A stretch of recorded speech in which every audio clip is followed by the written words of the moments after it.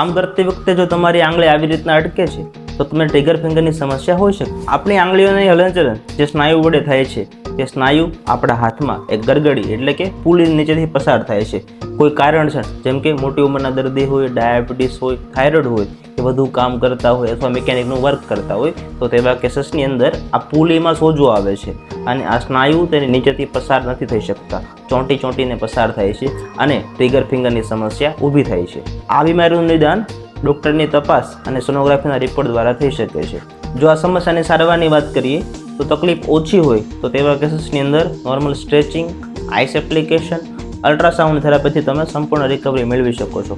પરંતુ જો સમસ્યા તમને વધારે હોય, દુખાવો વધારે હોય તો તેવા કેસીસની અંદર MIS minimal invasive trigger finger release નામની સર્જરી કરતા હોઈએ છીએ અને આ સર્જરી કરાવ્યા પછી તમે માત્ર એક જ દિવસમાં સંપૂર્ણ રિકવરીની રાહત મેળવી શકો છો.